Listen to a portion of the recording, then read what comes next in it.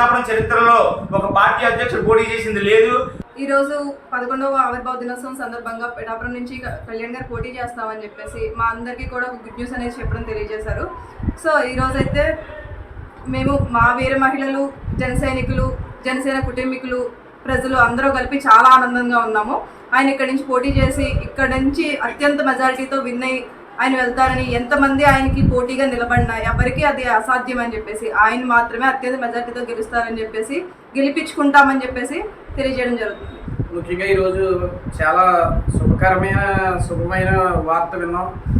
పవన్ కళ్యాణ్ గారు పిఠాపురం నియోజకవర్గం నుంచే పోటీ చేస్తారంటే మాకు అంతి పట్టలేని ఆనందం బయటది అనుకుని వచ్చింది. కాకపోతే పిఠాపురాన్ని ఎలా చేశారంటే ఒక అద్దె కొంపలా చేసుకుని వచ్చారు ఇప్పుడు ఉన్న నాయకులందరూ.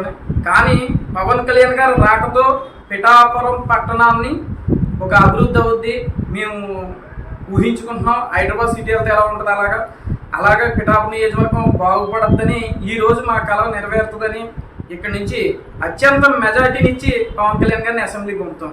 జై జనసేన, జై జై జనసేన. పార్టీ అధ్యక్షులు శ్రీ పవన్ కళ్యాణ్ గారు ఈరోజు మరి పిఠాపురం నుంచి నిల్చుంటాను అని చెప్పి ఆయన తెలియపరిచినటువంటి సందేశాన్ని మరి మన పిఠాపురం నియోజకవర్గ ప్రజలు, అలాగే నాయకులు, శ్రేణులు, వీర మహిళలు ప్రతి ఒక్కరు కూడా ఆనందోత్సాహాలతో దీన్ని సెలబ్రేట్ చేసుకోవడం జరుగుతుంది.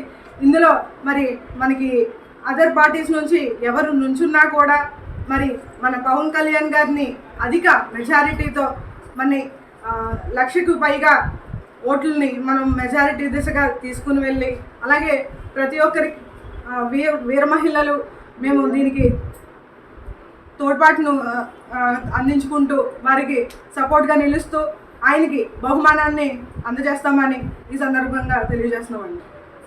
ఈ వారు వన్ సైడ్ అనేది విధంగా మా పవన్ కళ్యాణ్ గారిని పిఠాపురం నియోజకవర్గం తీసుకొచ్చుకుని